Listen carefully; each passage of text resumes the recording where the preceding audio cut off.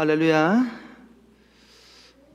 우리가 계속해서 다윗이 살아왔던 삶의 여정들을 쫓아가고 살아가고 있습니다. 특별히 이제 다윗의 일생을 들여다보면서 우리가 하나님의 뜻을 행하는 삶이다, 하나님의 뜻을 행하는 삶이다 라는 주제를 가지고 오늘까지 3주차 이렇게 말씀의 은혜를 나누고 있습니다. 여러분, 하나님의 뜻을 행하는 삶이다, 이 말의 의미가 무엇입니까? 여기에 다윗의 인생에 축복의 비밀이 있다는 것입니다. 그럼 다윗을 우리가 계속해서 살펴보고 있습니다만, 한동안은 우리가 10년 동안이나 다윗이 광야에서 얼마나 힘들고 어려운 시절을 보내는지를 우리가 살펴보았잖아요. 근데 그 10여 년의 세월이 지나고 난 다음부터 다윗의 인생이 잘 되어지는데, 세우시고 높이시고 왕궁을 짓게 하시고 그 왕궁 가운데에서 평안케 하시고, 그리고 어떤 내용들을 봅니까? 오늘 우리가 읽었던 본문에 2번이나 똑같은 내용이 나오지요. 다윗이 어디로 가든지 여호와께서 이기게 하시니라. 말 그대로 승승장구하는 삶을 살아가게 하시더라는 것입니다. 여러분, 하나님의 뜻을 행하는 삶이라는 의미는 다윗이 어떻게 이와 같은 삶을 살게 되었는지를 보여주는 굉장히 중요한 주제라고 할 수 있겠습니다. 우리 모두는 하나님께서 주시는 은혜와 복을 사모합니다.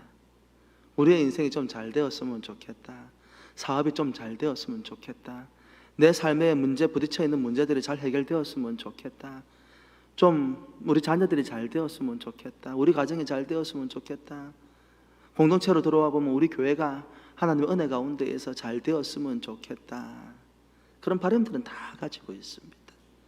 하지만 그런 바람을 가지고 있다고 해가지고 모두가 그와 같은 은혜를 누리는 것은 아니더라는 것입니다. 누가 그 하나님의 은혜를 누립니까? 오늘 타이틀이 뭐예요? 하나님의 뜻을 행하는 삶을 살아가는 사람들이 오늘 다윗이 누렸던 그와 같은 은혜와 복을 누리게 되더라는 것입니다. 할렐루야. 그러면 다윗이 어떻게 살았는데요? 우리는 계속해서 다윗이 뭘 어떻게 했는지를 지금 살펴보고 있습니다. 우리는 답을 찾고 있는 거예요. 지금 힘들고 어려운 시절을 지나가고 있는데, 이 힘들고 어려운 시절을 극복할 수 있는, 그리고 그 가운데에서 하나님께서 예비하시고 우리에게 주시마 약속하신 그 은혜와 복을 우리가 어떻게 누릴 수 있는지, 그 답을 찾아가고 있는 것입니다. 그런 관점에서 볼 때에 오늘 또 새로운 인물, 아니죠, 새롭지 않지요, 익숙한 인물이지만 다시 소환한 인물이 있습니다. 항상 다윗과 비견되어지는 인물이죠. 누구요? 누구? 사울이요. 오래간만에 사울의 이름을 불러봅니다. 지금까지 다윗이 승승장구하면서 자신에게 주어진 환경 가운데에서 눈앞에 있는 현안적인 문제들을 처리하는 장면들을 살펴보았습니다만은, 오늘 뜬금없이 다시 사울을 소환하는 이유가 있습니다. 왜냐하면 다윗과 사울과 다윗은 똑같은 하나님의 은혜를 받은 사람이었기 때문입니다. 우리는 결과만을 가지고 들여다보면, 시작과 결과를 들여다보면, 시작은 무엇입니까? 여러분, 사울도 자신이 왕이 되려고 했던 사람은 아니에요. 오히려 하나님께서 그를 왕으로 부르셨을 때에 군중 속에서 몰래 숨어가지고 사람들 앞에 나아갈 자신이 없어서, 자신이 없었는지 부끄러움인지 겸손함인지는 모르겠습니다만, 뒤에 숨어가지고 앞으로 나가지도 못했던 사람이에요.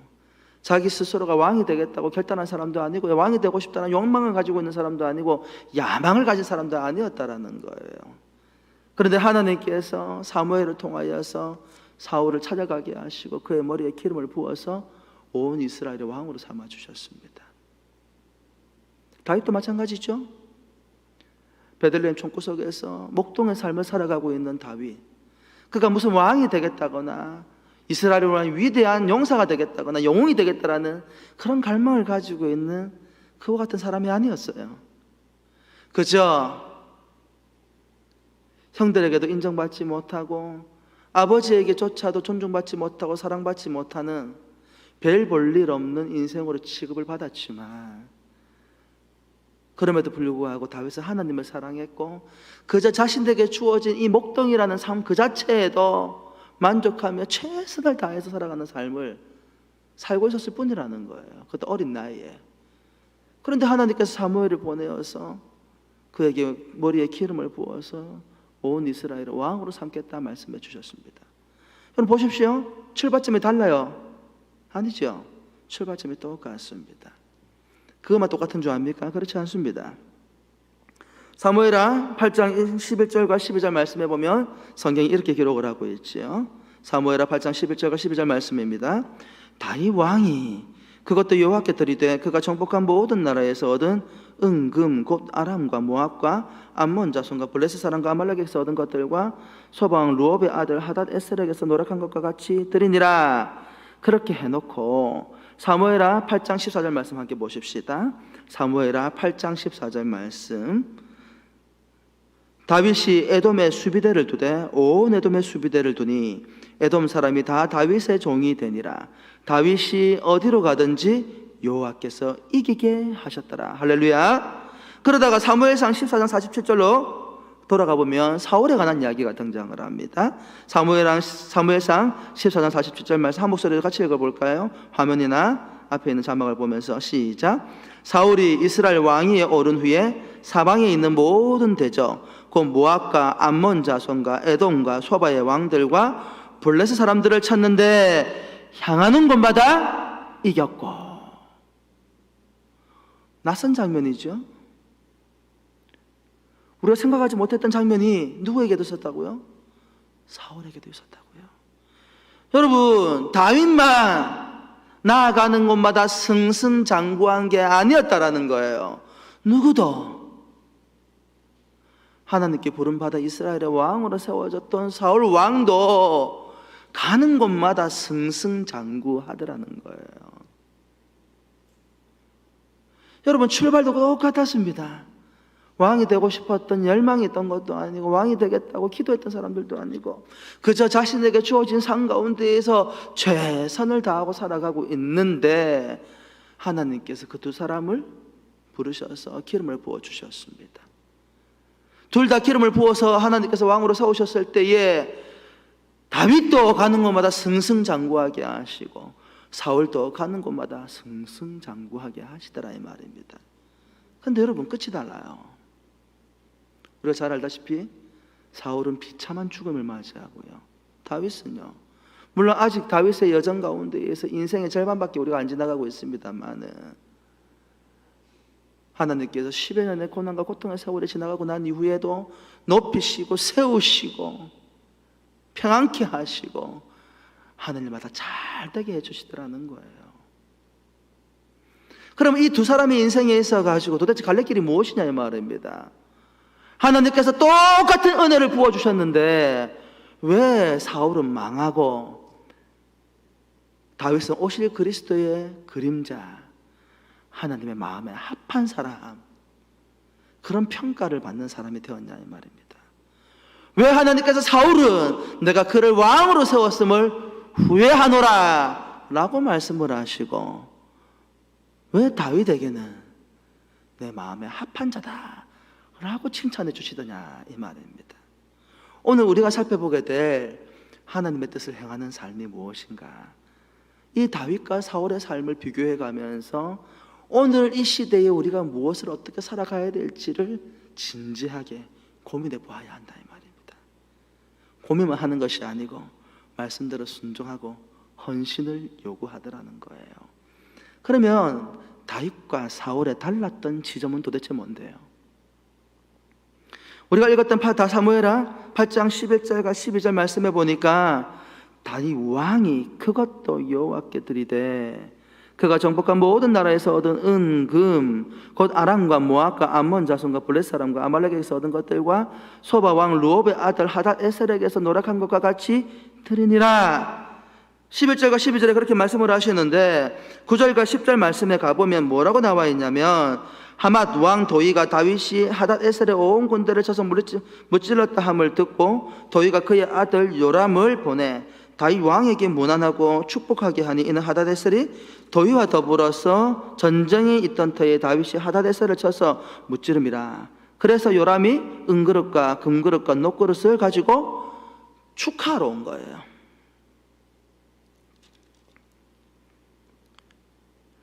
하맛 왕 도위가 하닷에셀의 군대와 함께 전쟁을 벌이는 사이에 다윗이 그 하닷에셀과 전쟁을 붙어가지고 큰 대승을 거두었어요. 하맛 왕은 자기들하고도 싸우고 있는 과정에서 아마 굉장히 어렵고 공고한 상황 가운데 놓여져 있었던 것 같아요. 군사력으로 모든 면에 밀리고 있어가지고 모르죠. 정복당하기 일보 직전까지 갔는지 모르죠. 그런데 다윗의 군대가 구원자 같이 나타나가지고 구해준 거예요. 얼마나 마음이 고마웠겠어요. 너무너무 고마워가지고 그 아들 요람을 보내어가지고 뭘 바쳤어요? 은그릇과 금그릇과 녹그릇을 가지고 왔더라. 근데 그 바쳐진 곡물을 다윗이 11절 보니까 어떻게 했어요? 다윗 왕이 그것도 여호와께 드리고, 뭐라고요? 그것도 여호와께 드리고. 그것도라는 말은 다른 것도 드렸다라는 말이잖아요. 그럼 다른 것은 무엇입니까? 바로 그 뒤에 나옵니다. 다윗 왕이 그것도 여호와께 드리되 그가 정복한 모든 나라에서 얻은 은금 곧 아람과 모압과 암몬 자손과 블레셋 사람과 아말렉에게서 얻은 것들과 소바 왕 루옵의 아들 하닷에셀에게서 노력한 들과 같이 드리니라. 한마디로 말하면 전쟁터에 나가가지고 전쟁을 승리하고 난 다음에 그 전쟁에 승리한 전리품과 노력한 물건들을 어떻게 했다라는 거예요? 하나님께 다 돌려드렸다라는 거예요. 이유가 뭡니까? 여러분, 다윗의 군대, 다윗 왕의 리더십과 다윗의 그 군대가 전쟁터에 나가서 목숨을 걸고 싸워가지고 얻은 노량물이잖아요. 그렇게 생각할 수 있어요. 하나님께서 이 전쟁에 승리하게 하셨으니 그래, 하나님에게도 감사 예물을 드려야지. 우리의 삶의 방식을 잘 생각해 보십시오. 하나님께서 우리에게 무언가를 축복해 주시면 여러분, 우리가 어떻게 행동합니까? 그 모든 것이 하나님께서 다 주신 거야, 하나님께 다 바쳐야지, 이렇게 합니까? 아이고, 하나님께서 이렇게 귀한 거 주셨는데 내가 감사 예물을 바쳐야지, 이렇게 행동을 합니까? 우리는 하나님께서 무엇인가를 베풀어 주셔도요, 그 베풀어 주신 그 모든 것들을 하나님께 드린다라는 것은 상상도 할 수 없는 일입니다. 근데 다윗을 들여다보십시오. 전쟁에서 승리하고 난 이후에 얻었던 전리품과 모든 노랑문들, 그와 더불어서 주변에 있는 나라들이 자신들에게 잘 보이기 위해서 들고 온 곡물들, 조공들, 성경이 뭐라고 이야기하고 있어요? 그 모든 것들을 누구에게? 여호와 하나님께 드리더라. 왜요? 무엇 때문에요? 지금 이 모든 것들은 무엇을 통해 얻은 것입니까? 전쟁을 통해서 얻은 것입니다. 여러분, 성경이 뭐라고 이야기하고 있죠? 전쟁은 누구에게 속한 것이라고요? 하나님께 속한 것이라고요. 지금 다윗이 어떤 신앙 고백을 하고 있냐면, 지금 가는 곳마다 승승장구하고 엄청난 전리품과 노량물들을 정말로 쌓아놓을 곳이 없을 만큼 거둬들이고 있는데, 그 모든 것들을 하나님께 내어드림을 통하여서 다윗이 뭐라고 신앙 고백을 하고 있냐면, 하나님, 이 전쟁의 승리를 한 것은 내가 똑똑해서나 내가 리더십이 탁월해서도 아니고, 우리 군대가 힘있고 강하고 다른 주변에 있는 다른 나라에 있는 군대들보다도 잘 훈련되고 좋은 무기를 가지고 최첨단 정예화된 그런 특수부대여서 전쟁에 승리한 것이 아니라, 이 전쟁에 승리할 수 있었던 이유는 무엇 때문이라고요? 하나님께서 이 전쟁을 승리하게 하신 것입니다. 그 신앙 고백이 뭐예요? 전쟁에서 거둬들인 모든 전리품과 노량물들을 하나님께 온전히 내어드리더라는 거예요. 이게 뭐 이렇게 특별한데요? 사울 왕의 모습 속에서 우리는 보편적이고 일반적인 우리의 모습을 봅니다. 어떤 모습인데요? 사무엘상 14장 47절에도 우리가 아까 살펴보았듯이 사울이 이스라엘 왕이 오른 후에 사방에 있는 모든 대적 곧 모압과 암몬 자손과 에돔과 소바의 왕들과 블레셋 사람들을 쳤는데 향하는 곳마다 이겼다라고 성경이 이야기하고 있어요. 여기까지는 사울하고 다윗하고 똑같아. 근데 그 뒤로 가면요, 다른 장면들이 등장을 합니다. 사무엘상 15장 9절 말씀해 보니까 사울과 백성이 아각과 그의 양과 소의 가장 좋은 것 또는 기름진 것과 어린 양과 모든 좋은 것을 남기고 진멸하기를 즐겨하지 아니하고 가치 없고 하찮은 것은 진멸하니라. 하나님께서 전쟁에 나갈 때에 사무엘을 통해서 명령하셨습니다. 뭐라고 명령하셨어요? 전쟁터에서 만나는 모든 것들 하나도 남기지 말고 사람이든 짐승이든 다 죽여 없애고 태워서 없애버리라, 그렇게 말씀을 하셨어요. 그런데 어떻게 했죠? 사울이 하나님 말씀이 너무나도 분명했음에도 불구하고 오늘 우리가 읽었던 사무엘상 15장 9절에 사울과 백성이 왕이 그러니까 백성도 따라서 하는데요, 아각과 그의 양과 소의 가장 좋은 것, 아각 왕은 죽여야 될 대상이었어요. 그런데 양과 소의 가장 좋은 것도 기름진 것과 어린 양과 모든 좋은 것을 남기고 진멸하기를 즐겨하지 아니하였다라고 성경이 이야기하고 있어요. 이유가 뭔데요? 사무엘상 15장 11절과 12절 말씀에 들어가 보면 그 이유가 등장을 합니다. 하나님께서 사무엘에게 주시는 말씀이죠. 내가 사울을 왕으로 세운 것을 후회하노니 그가 돌이켜서 나를 따르지 아니하며 내 명령을 행하지 아니하였음이니라 하신지라. 사무엘이 근심하여 온 밤을 여호와께 부르짖으니라. 사무엘이 사울을 만나려고 아침에 일찍이 일어났더니 어떤 사람이 사무엘에게 말하여 이르되 사울이 갈멜에 이르러 자기를 위하여 기념비를 세우고 발길을 돌려 길갈로 내려갔다 하는지라. 하나님께서 진멸하라고 말씀하신 것들을 진멸하지 아니하고 좋은 것들을 취하는 것도 문제가 되는데, 문제는 그렇게 전쟁에 승리하고 난 다음에 사울의 태도가 어떠했냐 이 말입니다.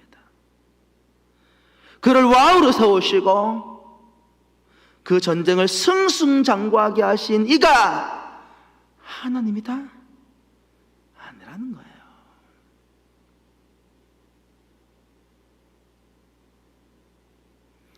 하나님의 도움이 없는 것은 아니겠지만 내가 지금 이 전쟁에서 리더십을 발휘해서 전쟁을 이기고 있는 거잖아.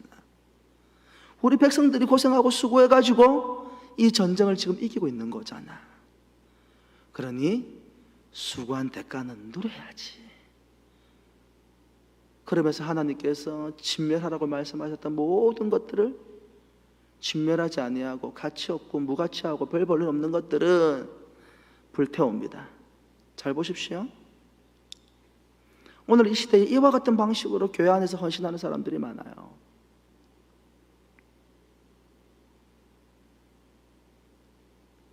적당히 생색낼 수 있는 일에는 헌신을 합니다. 그러나 좋은 것들, 값진 것들은 헌신하지 않으려고 합니다. 전쟁은 하나님께 속한 것이고 사울의 능력이 있거나 이스라엘 백성에게 능력이 있어서 이 전쟁에 승리한 것이 아니라 하나님께서 전쟁에 승리케 해주셨습니다.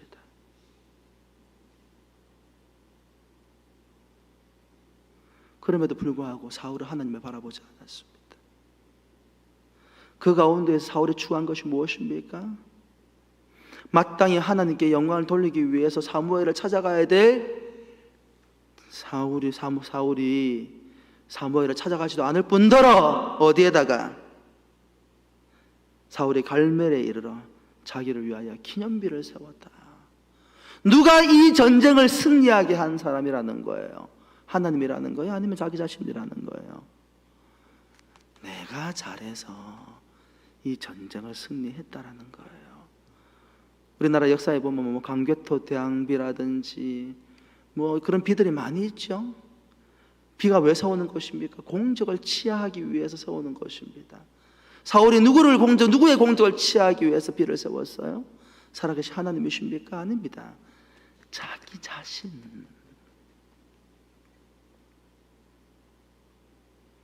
사무엘상 15장 19절에 뭐라고 이야기하고 있습니까? 어찌하여 왕이 여호와의 목소리를 청종하지 아니하고 탈취하기에만 급하여 여호와께서 악하게 여기시는 일을 행하였나이까. 여기서 말하는 악이 무엇입니까? 마땅히 하나님께 영광을 돌려야 될 사울이 하나님께 영광 돌리지 아니하고, 마땅히 하나님께 돌려드려야 될, 어떻게? 순종함으로, 진멸함으로 하나님께 돌려야 될 모든 것들을 자신이 취하고, 그것도 모자라서 하나님이 받으셔야 될 영광을 자신의 영광으로 바꾸어서 기념비를 세워놓더라는 것입니다. 여러분, 하나님께서 다윗과 사울에게 똑같은 은혜를 내려주셨습니다. 그들을 기름으로 부어서 왕으로 세워주셨습니다. 하나님께서 그들이 왕으로 세우셨을 때에 똑같은 은혜를 베풀어 주셨습니다. 가는 곳마다 승승장구하게 하셨습니다. 그런데 왜 인생의 갈래길 가운데에서 전혀 다른 결말을 맞이하게 된 것입니까? 여러분, 그와 같은 상황 가운데 다윗이 무엇을 하였습니까? 다윗 왕이 조공을 바치고자 가져온 모든 조공을, 좋은 것들을 하나님께 드릴 뿐만 아니라 전쟁 가운데에서 얻었던 모든 전리품과 노랑물들을 하나도 빠짐없이 온전히 하나님께 헌신하더라는 거예요. 왜요? 무엇 때문에? 이 전쟁을 승리한 것은 우리의 힘이나 나의 노력의 문제고 나의 능력의 문제가 아니고 하나님께서 하신 것입니다. 그러니 모든 값지고 좋은 것들은 하나님께서 받으시기에 합당하십니다. 할렐루야. 그럼 여기서 질문이요. 그래서요, 다윗과 이스라엘 백성들은 가난하게 되었습니까? 고생은 고생대로 하고 전리품을 하나도 취하지 못했는데 궁핍하게 되었습니까? 아닙니다. 다윗은 하나님이 통치하고 다스리는 나라의 위대한 왕, 온 열방으로부터 두려움을 주는 왕, 존경받는 왕이 되게 하시고, 그 다윗의 시대에 이스라엘 백성들은 안정과 평안을 누리고 살아가더라는 것입니다. 그럼 반대로요, 하나님께 마땅히 바치고 드려야 될 것들을 자신이 취했던 사울과 이스라엘 백성들은 평안했습니까? 우리가 지난 시간에 살펴보았습니다. 우리가 몇 개월 동안 살펴보았습니다만 사울의 시대에 이스라엘 백성들에게 안정은 없었습니다. 평안은 없었습니다. 온 사방에서 대적들이 쳐들어와 가지고 끊임없이 수탈을 당하고 노략질을 당하고, 심지어는 누구까지도 자신들과 전쟁에 나아가 가지고 노략물을 나누고, 봐라 내가 너희들의 왕이다, 기름진 것과 살찐 것들을 나누어 주면서 잠깐의 만족을 주었던 그 사울 왕이 그 오랜 세월 동안 이스라엘 백성들을 억압하고 착취하고 자신의 백성들이 가지고 있는 것들까지도 빼앗는 왕이 되더라는 것입니다.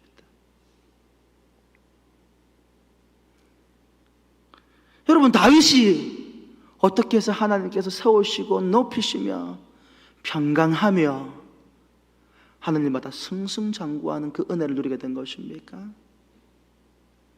다윗은 전쟁터에 나가서 전쟁을 치르고 그가 할 수 있는 모든 최선의 삶을 다 살아가고 헌신했음에도 불구하고 그 나타난 결과를 자신에게로 영광을 돌리지 아니하더라는 것입니다.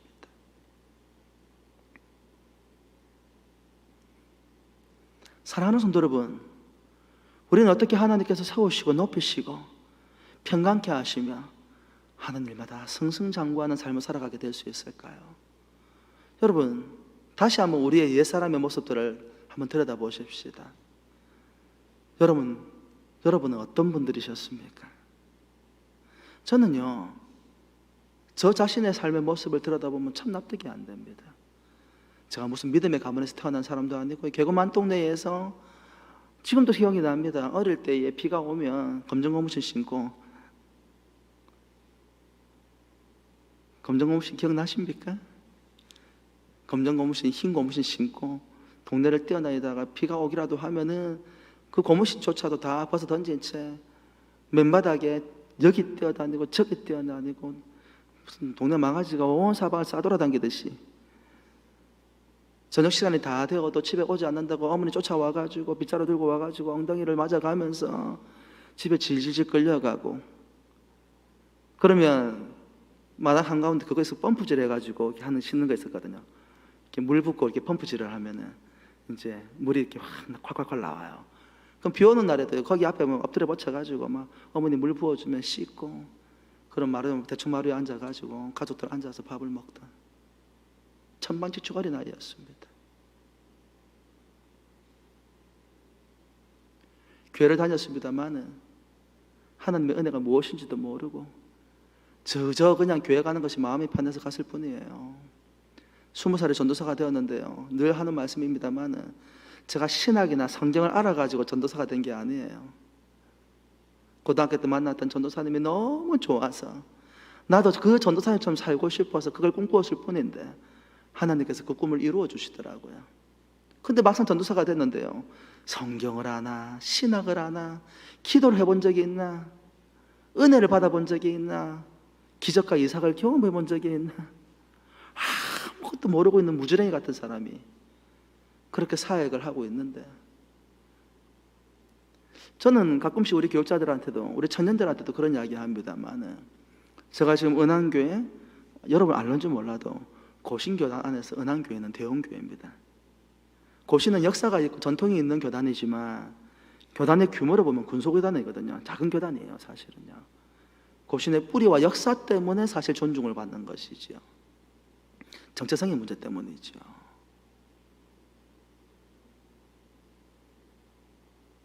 그렇다고 해가지고 제가 무슨 고신의 배경이 있는 사람도 아니고요. 가끔씩 청년들하고 교육자들한테 그런 이야기 합니다만, 제가 여기에 서 있는데 그래도 우리 교신교단 안에서 규모가 있는 교회에, 큰 교회에 담임이 되었다고 할 때에 제가 전에 말씀드렸죠. 제가 제일 많이 받았던 질문이 축하한다. 그리고 두 번째로는 네가 왜? 그런 질문을 많이 받았어요. 저도 생각해보면 제가 납득이 잘 안 되는데, 사실은 제가 여기 서 있는 모습들을 한 번이라도 상상을 해본 적이 있었을까요? 기대한 적이 있었을까요? 아니요. 이런 느낌이에요. 제가 여기 서 있는 것은 우리 부교육자들한테 그럴 거예요 아마. 꿈을 꿀 수 있는데 이런 규모의 교회에서 여기 서 있는 건 어떤 느낌이냐면, 제가 극장에 가서 영화를 보는 거예요. 예를 들어서 어벤져스라든지 영웅들이 나오는 영화를 보는 거죠. 그 영화를 보면서 생각을 하는 거예요. 와, 나도 저런 멋진 사람이 되고 싶다. 나도 저런 영웅이 되어서 하늘을 날아다니면서 저걸 무찌르고 싶다. 이런 마음을 가질 수가 있어요. 그러다가 영화 딱 끝나고 나서 밖으로 나오는 순간 무슨 생각이 들죠? 현실로 돌아오는 거죠. 그래, 저거는 영화에서나 일어나는 일이지 나한테 그런 상관없는 일인 거예요. TV 드라마 보면 그런 거 있죠? 로맨스물 같은 거 보면은 왕자가 나오고 공주가 나오고 다 그런 거 꿈꾼다. 근데 드라마가 끝나고 현실로 돌아오는 순간 무슨 일이 벌어지죠? 그거는 그냥 드라마일 뿐이에요. 나하고 관계가 없는 삶이었다고요. 여러분 아십니까? 다윗은 하나님께서 그와 같은 삶을 주실 거라고 꿈꿔본 적이 없었어요.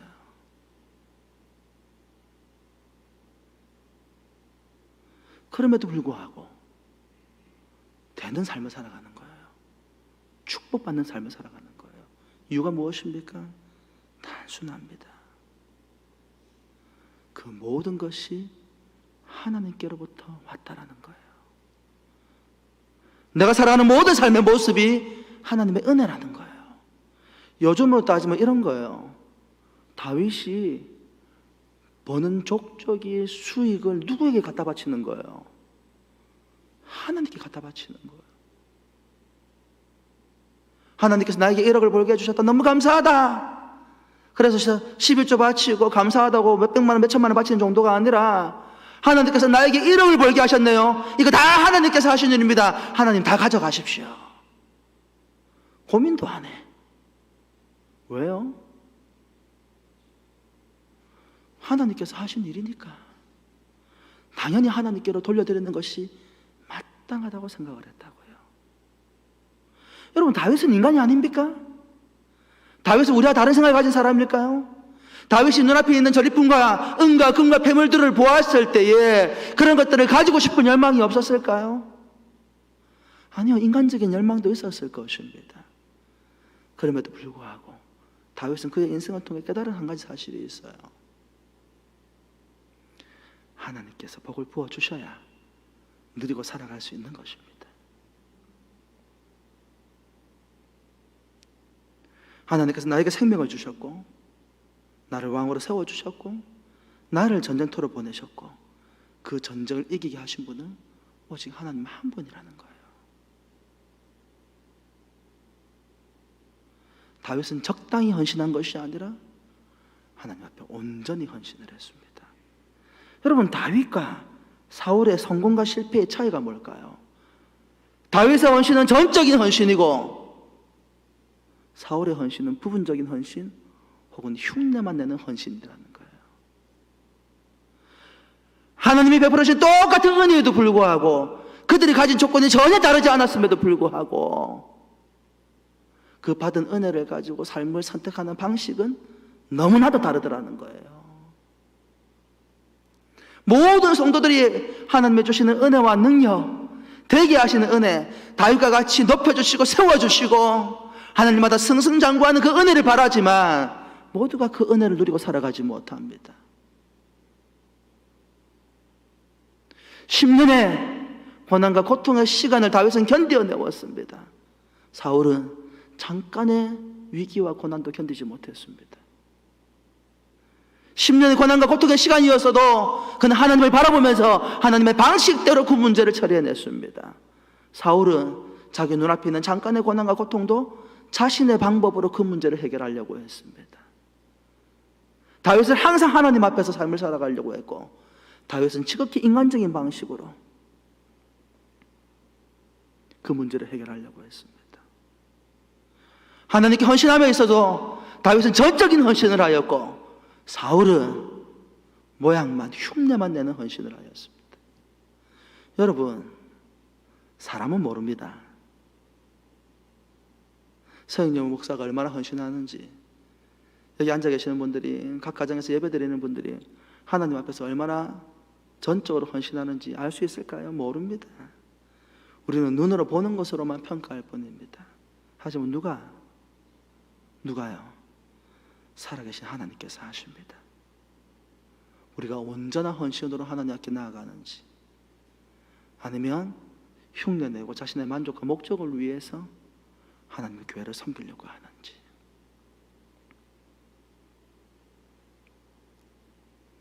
여러분, 고국교회가 굉장히 어려운 시절을 살아가고 있습니다. 우리의 교회도 어려운 시절을 살아가고 있습니다. 왜 이렇게 힘들고 어려운 시절을 살아가고 있는 걸까요? 여러분, 전 세계에 있어가지고 대한민국 교회와 같은 이와 같은 역사는 정말로 보기 드문 현상입니다. 왜냐하면 100여 년도 되지 않는 기독교의 역사 가운데에서 미국 다음으로 선교사를 많이 파송하는 나라. 여러분, 그냥 평탄하게 나라가 세워진 것도 아닙니다. 조선왕조 500년이 지나가고 구한말이 되어져서 일제 36년의 감정기를 보내었고 6.25 전쟁을 보내었고 군사 정권이 지나가면서 민주화 바람이 불면서 극심한 내분들이 있었고 그러면서 지금까지 여기까지 한국이 대한민국이 자라왔습니다. 모르겠어요. 저는 목사라서 그런지 모르지만 저는 그렇게 봅니다. 이 대한민국이 이만큼이라도 성장할 수 있었던 이유는 바로 교회 때문입니다. 왜요? 가장 힘들고 어려웠던 순간에 교회가 있었습니다. 제가 어릴 때 제일 많이 들었던 이야기가 보릿고개입니다. 보릿고개. 60년대 70년대를 보릿고개라고 불렀어요. 조금 모피로 하루하루를 연명하는 그런 시대라고 이야기했습니다. 그 힘들고 어려운 시절들을 어떻게 이 고국이 헤쳐나올 수 있었습니까? 저는 아직도 기억합니다. 그 힘들고 어려운 시절에 교회들마다 이 의자가 있는 시절도 아니고 마룻바닥에 앉아가지고 무릎 꿇고 이 나라와 이 민족을 위해서 눈물로 기도하던 우리 믿음의 선배들이 있었어요.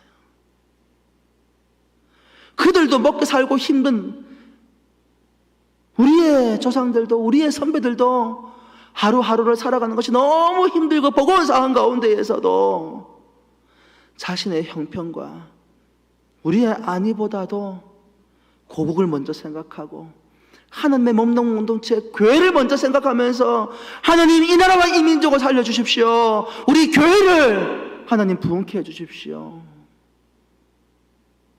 매일매일 눈물로 기도하면서 하나님 앞에 엎드리고 무릎으로 나아가는 믿음의 가족들이 있었어요.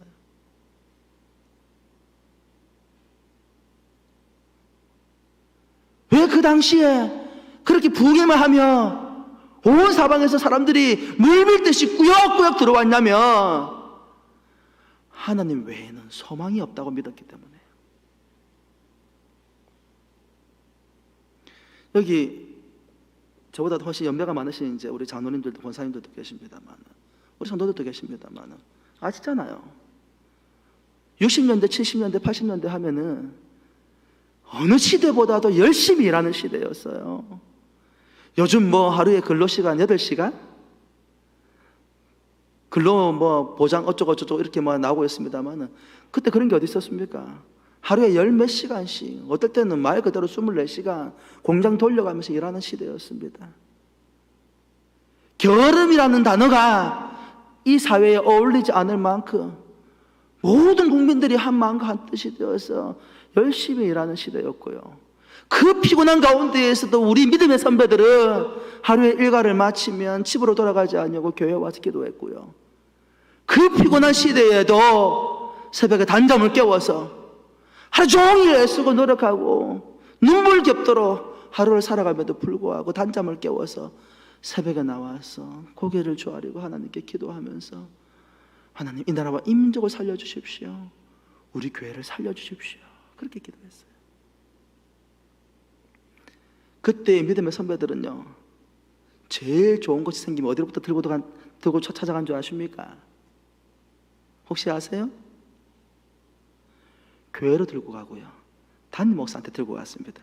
얼라리요, 저 양반이 위임받더만 뭐 대우받고 싶은가 봐. 아닙니다. 그런 거. 성도들이 마음이 그랬다고요. 여러분들은 제일 좋은 거 생기면 어디로부터 쫓아갑니까? 교회로 먼저 쫓아갑니까? 감사하다고? 제가 거제도에서 이제 신앙생활을 좀 했었잖아요. 세장수부 교회 다닐 때요, 저는 아직도 기억이 생생합니다. 세장수부 교회 다닐 때 참 좋았던 게요, 그 당시에는 고기를 많이 못 먹던 시절이었어요. 그래서 그랬는지 어쨌는지 모르지만 어쨌든 거제도에는 경제적으로 좀 부유한 동네였거든요. 대우조선을 끼고 있어가지고 교회 성도, 그 당시 제가 다녔던 교회가 한 800명, 900명 정도 다니는 교회였던 걸로 기억이 나는데 8, 90%가 대우조선에 다니는 분들이었어요. 간부들도 있고 일반 직장인들도 있고. 그러니까 교회 재정이 어렵지는 않았던 것 같아요. 그래서 그랬는지 모르지만 매주일마다 소고기 국밥을 주셨어요.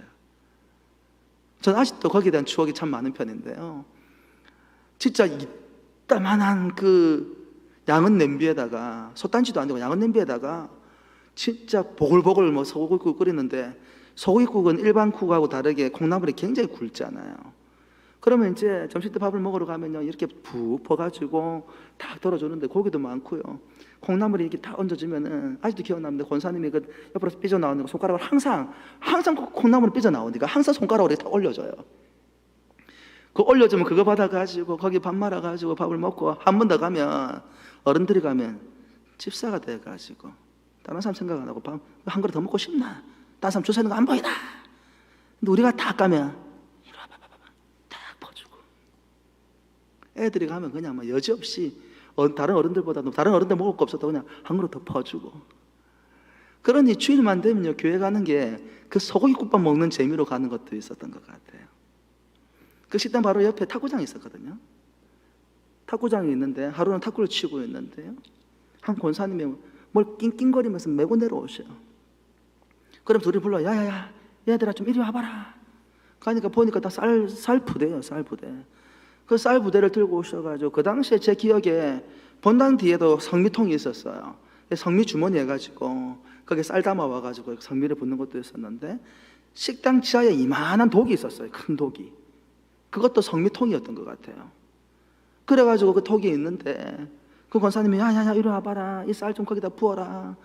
그래가지고 쌀을 이렇게 딱 붓는데, 붓다 보면 왜 애들이 경험이 없잖아요. 고등학생, 중학생들이 쌀이 옆으로 좀 떨어져. 그러면 권사님이 야야야야야, 아이고 저 귀한 쌀을 어쩌면 줬나?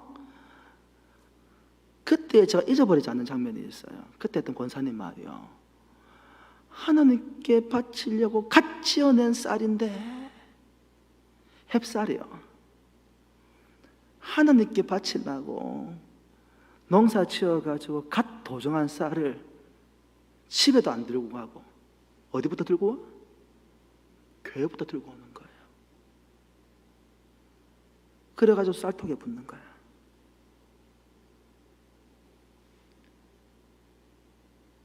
제일 좋은 거는 누구에게 먼저? 하나님께 먼저. 오늘의 고국교회가 그냥 여기까지 온 것이 아니라는 거예요. 우리 믿음의 선배들이, 우리 은한교회가 그냥 여기까지 온 것이 아니라는 거예요.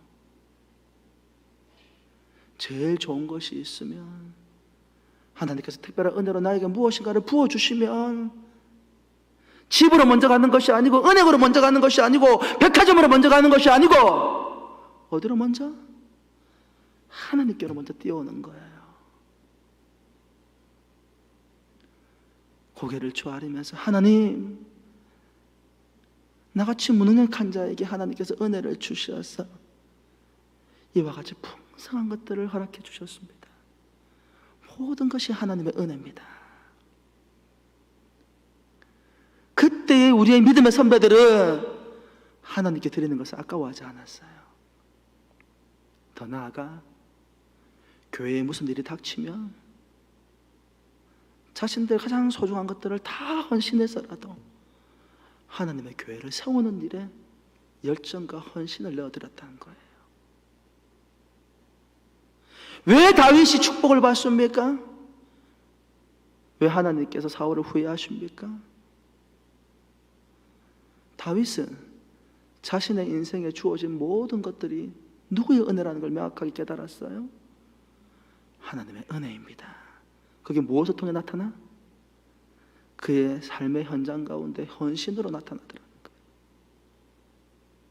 사울은요, 자신의 기념비를 세우고 자신의 곡간을 채우는 일에 열정과 열심을 내더라는 것입니다. 여러분의 시선은 오늘 이 시대에 어디에 머물러 있습니까? 이 힘들고 어려운 시절에 여러분들은 무엇을 바라보고 어디에 여러분의 시선이 맞춰져 있습니까? 하나님께 헌신하는 일입니까? 아니면 여러분 자신입니까? 우리는 다윗의 복에는 관심을 가집니다. 아브라함이 받았던 복에 관심을 가지고 다윗이 받았던 복에는 관심을 가지지만 21세기의 많은 그리스도인들이 다윗의 헌신도 아브라함의 믿음의 삶도 관심을 기울이지 않는 시대를 살아가고 있습니다. 여러분, 다윗의 헌신으로 돌아가시기를 주의 이름으로 축원합니다. 전적으로 하나님께 헌신하십시오. 고국교회가 어려운 시절을 살아가고 있습니다. 우리 은한교회도 어려운 시절을 살아가고 있습니다.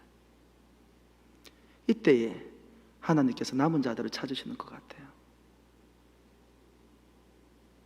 누가 하나님을 더 많이 생각하고 우리의 마음이 하나님께 머물러 있는지를 저는 이와 같은 시대 가운데에서 하나님께서 구별하신다고 믿습니다. 저는 이 시대에 우리 은한교회가 이 고국 땅에 있는 남은 교회가, 남은 자의 교회가 되기를 소원합니다. 우리 모든 은한교회 성도들이 이 시대 가운데에서 하나님이 찾으시는 렘넌트, 남은 자들이 되기를 소원합니다. 자신의 전 인생을 하나님께 넣어드리기로 헌신하고 결단하며 하나님의 영광을 위해서 자신의 삶을 내어드리는 사람들. 그랬더니 하나님께서 또 은혜를 베풀어 주셨습니까? 다윗이 어디로 가든지 여호와께서 이기게 하시더라.